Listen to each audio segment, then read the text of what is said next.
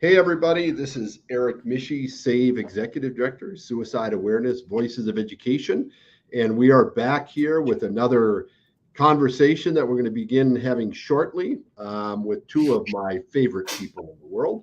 All week this week, we have been having conversations with folks that are involved in a variety of issues related to suicide prevention, suicide awareness, bringing attention to the subject matter. Anywhere from rural suicide to veteran suicide. We had the founders of the organization, the sons of the founders of the organization on here, kind of talking about the genesis story of SAVE. And so great conversations about folks who are doing things locally, doing things on a state level as well as nationally. And now we're going to have a conversation with some folks about things that we've been doing, as they might say, across the pond here in the States, whatever the pond may be. And so I want to introduce two folks that we've worked with on a project that they started several years ago called Save&Raid. Matty and Bogle, it's good to see you guys. Good to see you, Hi, Eric. it's great for you to have us. Thanks so much for letting us be here. Well, we're thrilled to have you here. And Bogle, we're probably going to start with you because you're the furthest away, so it'll take longer for the words to catch up here over the internet. But yes, that's how that works, I think. That's my understanding. When I look at the tubes in the back of my laptop, right, the tubes. So let's talk a little bit. We're going to want to kind of talk about what Save&Raid is a little bit, how it started, but then we're going to want to talk about the broader conversation about this kind of interconnected online streaming gaming community and how important it is for mental health and suicide prevention. So maybe get us started by kind of sharing with people what is Save&Raid. Yes. Did you want to take that one? Yeah, I can take that one. Nice. So I'm going to define a couple terms here real quick, just to make it easier for anybody that hasn't watched a live stream or been in a raid train. So we use an online platform for video streaming called Twitch, and it's primarily used for people playing video games. They turn on a camera and a microphone, kind of like we're doing right now, and then share capture of the game that they're playing with a community that they build, people that talk in a text chat. And basically it's like people sitting on a couch together playing a video game like we all did in the 90s, except on the internet. You don't have to like haul your computers around and share pizza. But so that's streaming. When you do your live stream and you're done with the stream, you have the option of raiding another stream, which is taking everybody that's watching you and putting them in another channel, one of your friends, somebody you want to share them with. And that's called raiding. So historically, when you're jumping over to video games, historically when you're playing a video game, to save your progress in the game, that's saving. The little floppy disk icon, the kids don't even know what it means anymore. And then you can turn the console off, you turn the console back on, and you go back into where you left off, which hasn't always been the case in video games. But so that file that gets saved, we've been doing an event where everybody plays for an hour, and we go for, I think it was 72 hours this past one. Yes. Yeah. 60 yeah. Hours. It's like 2.5 days. So everybody plays a video game on their channel, then saves the file, raids the next thing, passes along the save file. So the viewers get to watch one game get played, but the progress is being done by all these different people with different play styles and different atmospheres in their stream space. And we do all of that, and we raise money for suicide awareness, Voices of Education. Yeah, we started doing that, 4.5 years now. 4.5 years ago was our first one. Started out raising money for Save. We did it for 24 hours with a small group of people, and it's been growing every year. Like, we've been putting in the work, and Save's been helping us out, and people have been flocking to this project and really finding a home to do something good in a fun way with people that they don't know, and they're from all over the world. At this point, at least 4 continents, which is kind of wild to think of. And yeah, it's been a great success, I think, and it's been a lot of fun for sure. So it's so for somebody who my growing up was video games and arcades in the mall. That the most sophisticated online, not even online game, the most sophisticated game that I experienced early was Pong, right? The little Mhm. dot that went back and forth. Before there was asteroids, and then I had a Nintendo something or other that was the size of a large piece of luggage and stuff like that. And I think I've shared this conversation that I had with my son with you guys, who is 23. A few years ago, was probably longer than a few years ago.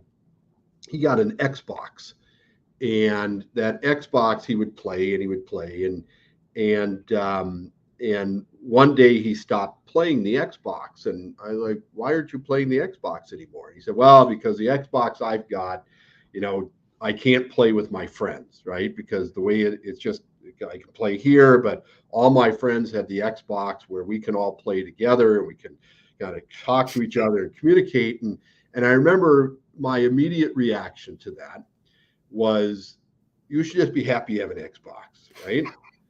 And then I remember thinking about that over a 24-hour period of time. And my dad was a big ham radio guy.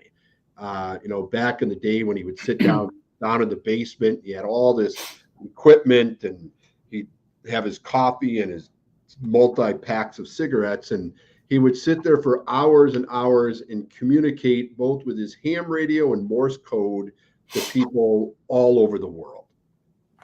And he had these conversations. He got to know people that were in different continents, and they communicated with one another. And there was this kind of community of folks that connected with each other, and they would send one another postcards, and they'd have their call letters. And my dad's call letter was WB0OLU, William Bravo Oscar Lima Uniform. I could still hear him down in the basement saying that over and over.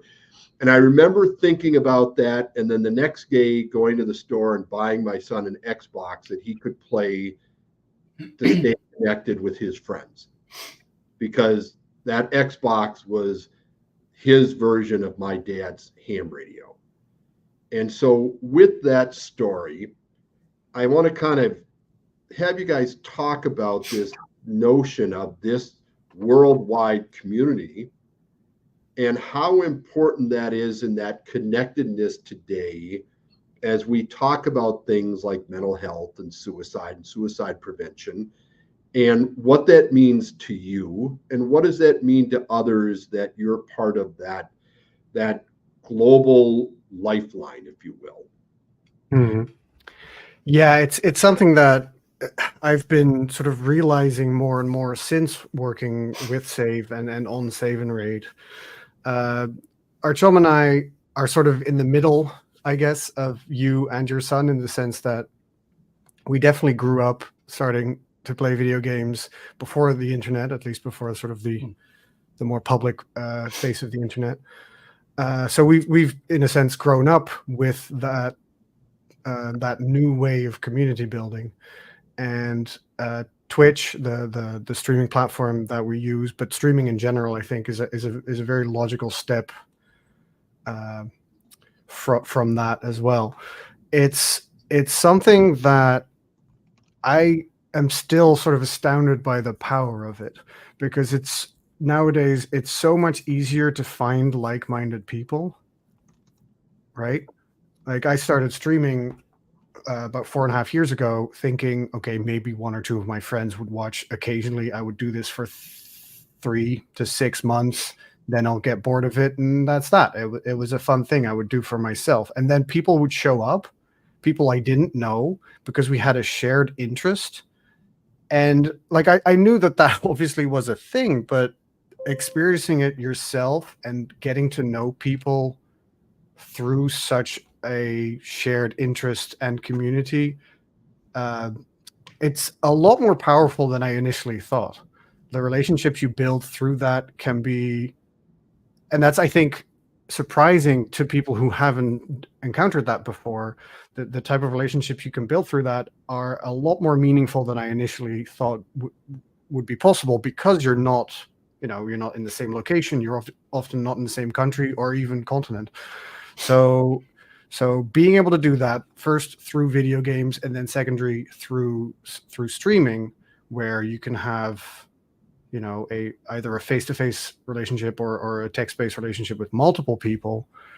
I think how personal streaming is makes it easier to get to know people better than you would on a normal sort of internet connection that you have with people, if that makes sense. And it also, that sort of makes it easier to broach certain topics that maybe would be either taboo or difficult to discuss outside of such a personal relationship.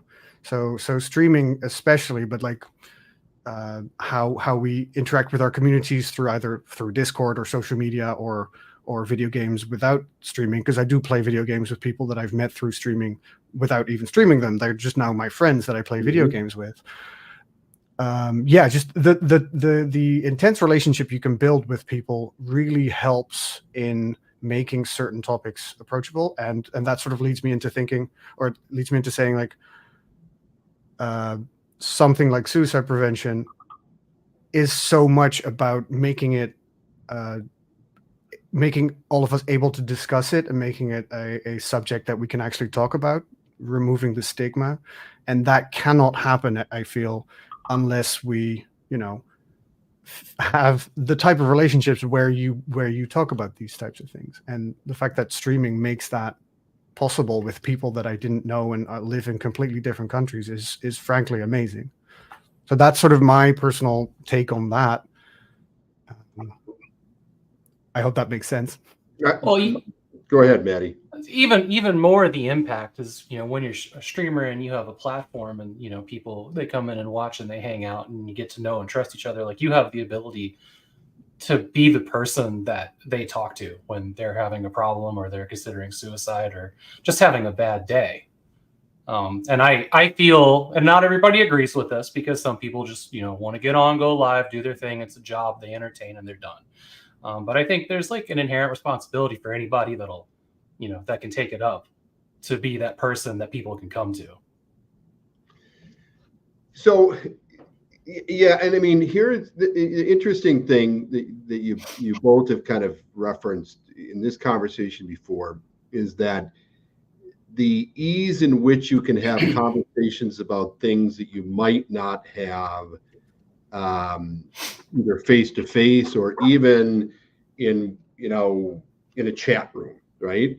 I mean, as you guys know, I'm an expert gamer on Twitch, and none of that is what I just said true. But one of the things that I have been fascinated by, as I've watched both of you on Twitch and I've watched others that are part of Save&Raid on Twitch, is that there is an ongoing conversation and dialogue about just about anything, right?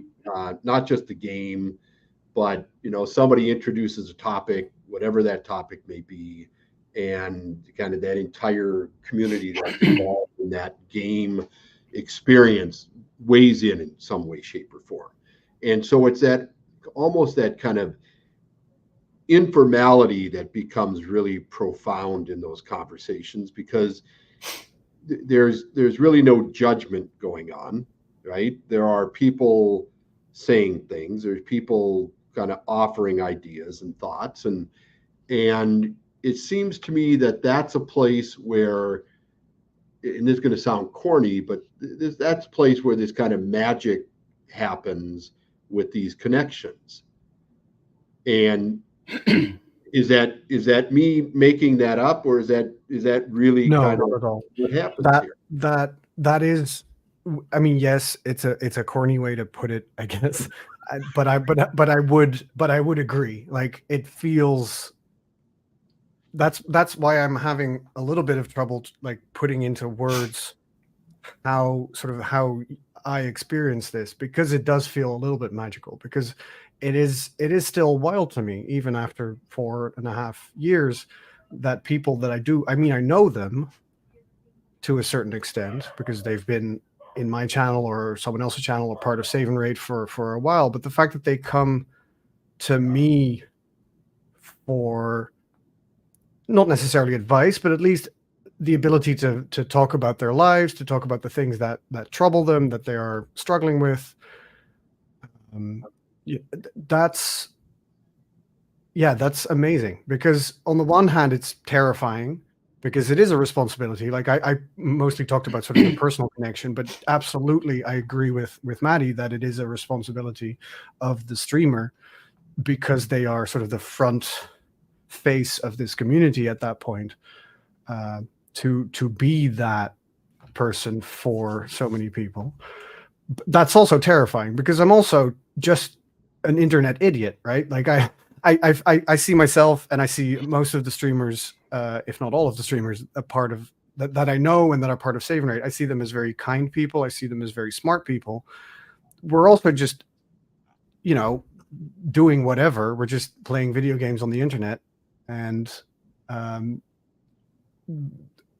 us taking this responsibility and this job so seriously, that it's not just fun and games. Sometimes you actually provide a very important role to people, is also very scary, because I don't want to say unqualified, because that makes it seem like we're not good at what we do. And I think a lot of us are very good at what we do. And I think you don't have to necessarily have official qualifications to be able to talk to people, but still it is a scary place to be sometimes, because people will also come to you for advice or with problems that you don't always know how to respond to and what to do with. And that's, yeah. Well, and that's kind of, there's another beautiful thing that you just hinted at there at the end, when we are constantly, because we let everybody in with like an unconditional positive regard, and we don't know what they're going to bring to it, but we breathe them all in. And then, these things happen. Sometimes there's things like trauma dumping. Sometimes there's like, I'm not really sure what they meant by this, but we also have a community as streamers, and not just like the streamer and the viewer, but streamers where we can talk to each other, and we've been able to, resolve issues and figure out how to deal with various aspects of different kinds of people. And that's something I love about Twitch, is like, it really doesn't matter what, who you are, what your beliefs are, like you can all be a part of it. And sometimes that takes a little bit of navigating, and we're all really lucky, that streamers can rely on other streamers in our community. Yeah. And I think for me personally, that community has been sort of cemented by Save&Raid specifically. It's a more, I don't know if it's on the top of my list of why I love Save&Raid, but it is a more personal reason why I do, is that streamer community at this point comes completely from Save&Raid. And that's wonderful. We pretty much go the entire year between events, hearing from people how important this event is, and how they found their favorite streamer, their favorite group of streamers through the events, and how special it is. And it really is something, like it never stops happening. Yeah. And so with that, so the Save&Raid piece of this thing, again, having kind of witnessed it firsthand for the first time, and actually being able to be with you guys in person while experiencing it virtually, right? Watching it and being a part of it. But so beyond the Save&Raid piece of this, there's a lot of knocks that social media and electronic platforms get, and I think some of it's justified. But that's really not what this is, right?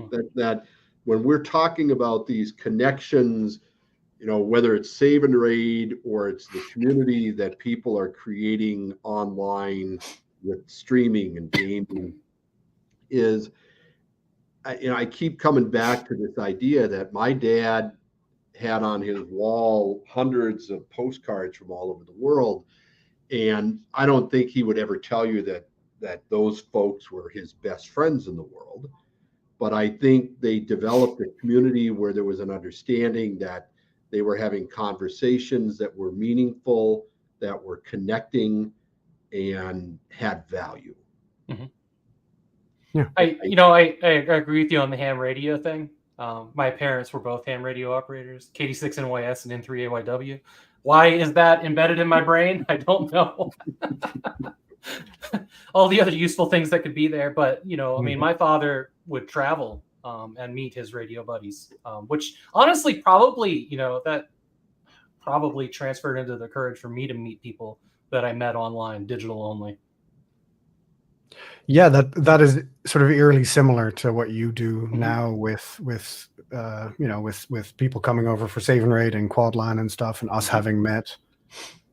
I've been to Germany and to the US to meet people that I've met through streaming, and I wouldn't have normally done that, I don't think. So yeah, it is something that sort of drives us to do these things, which is. I mean, there's a lot of people that would turn their nose up and that'd be like, "Ooh, I don't know, meeting people online, that doesn't sound safe." And there are definitely instances where that's true. Yeah, and I think it helps that we have grown up with the internet, so we're aware of. I don't know. I think we're maybe a little bit more aware of the quote unquote bad or dark side of the internet than some younger people. I don't want to pretend that Twitch or streaming is this sort of wonderful hug, happy-go-lucky, everybody's amazing to each other all the time industry, right? Like there are definitely dark sides to streaming, dark sides to social media and to community, and that is very difficult. That also makes what we're doing so much more important.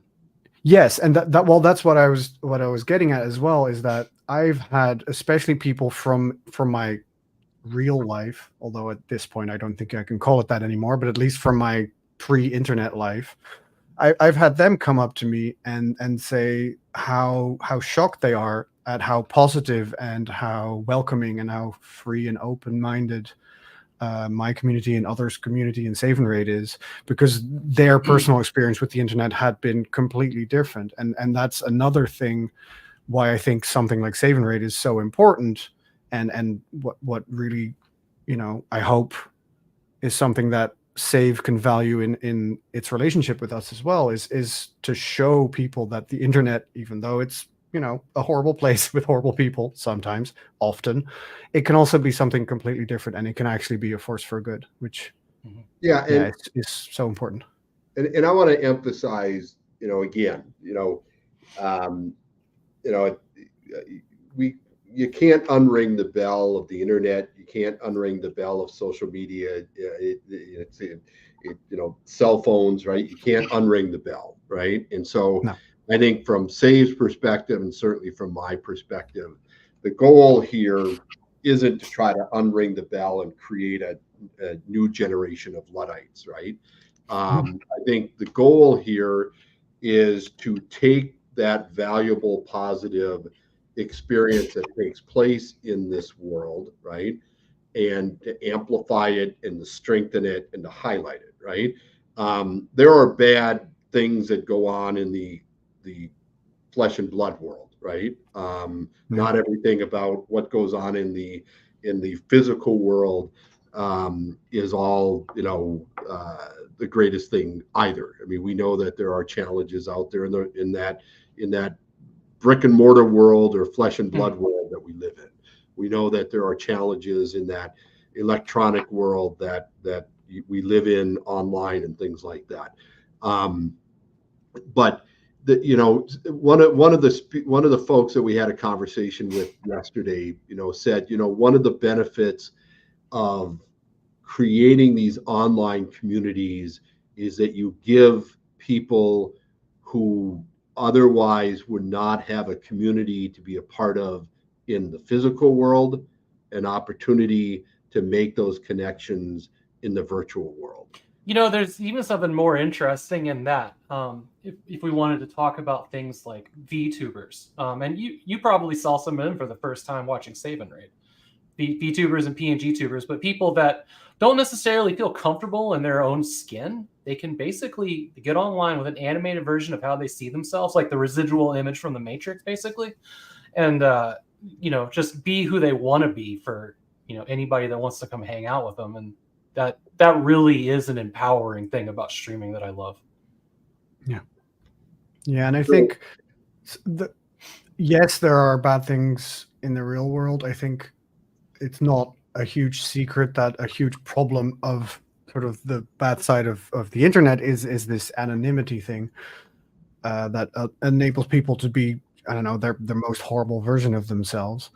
And being able to use streaming and community building in such a way to build those personal connections that we're talking about makes it so much easier to create these spaces that are actually safe and open for people.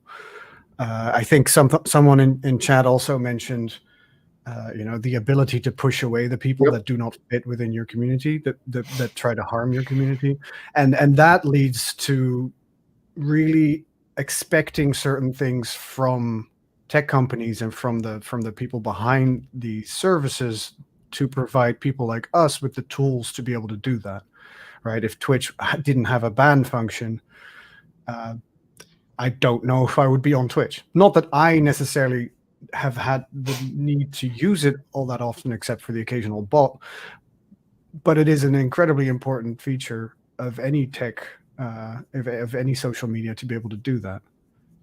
And I mean, we all have to have the ability to have boundaries, right? I mean, yeah, exactly. We have the ability to protect ourselves, and whether we're protecting ourselves in the physical world or the virtual spaces and community, and so, and that's why I'm saying, there's a lot of conversations that go on about the negative pieces of this.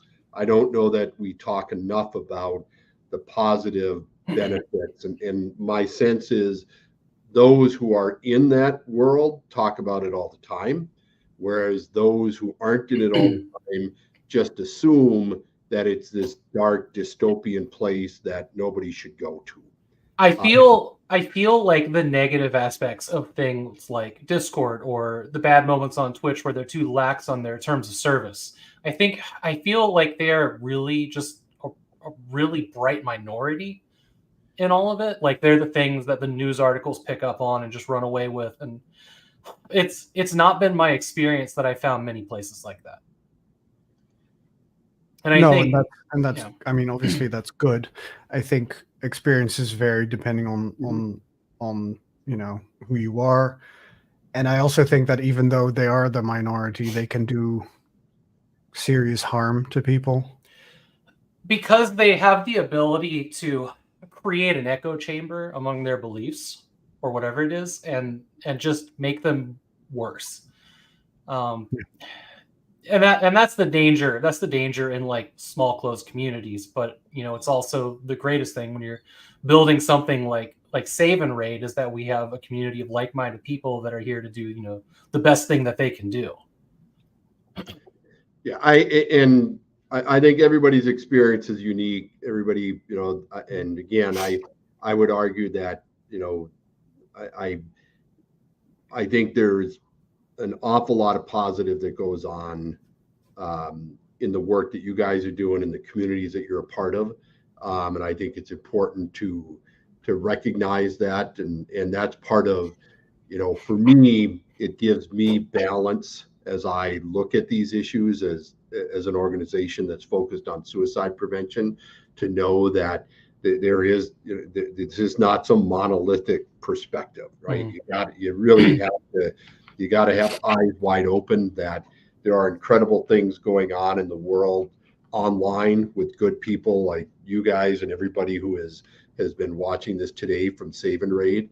And there's value in making sure that we highlight that, because again, there is no shortage of highlighting the negative piece of that. Right. So as I mentioned at the beginning of this, usually our online things, we get an hour, we get to chat more. Now we're coming to the end of this thing. And so as we do, as I have done with everybody, I try to do with everybody, Save is ultimately about hope, right? About bringing people hope. Save and Raid is about bringing people hope. And so as we kind of come out of this half hour, I'd love the two of you to both kind of give a perspective, a message to folks about something hopeful that as you look at the world and we look at talking about suicide prevention and saving lives, what's a positive message of hope that you want to deliver people before we end this? Bogle, you can go first. Oh, can I now? Yeah. Thank you so much for the opportunity to go first. My brain in the background of me talking is going like, oh, Bridget, oh. Okay. Yes.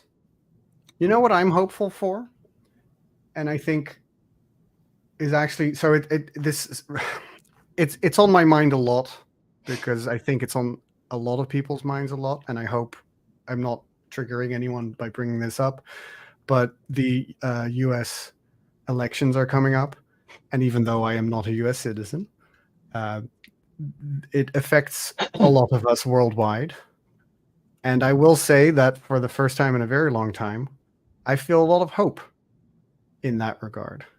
For the world, for your country, for the people that I know there. Again, streaming has enabled me to know more and more people in the US, and it's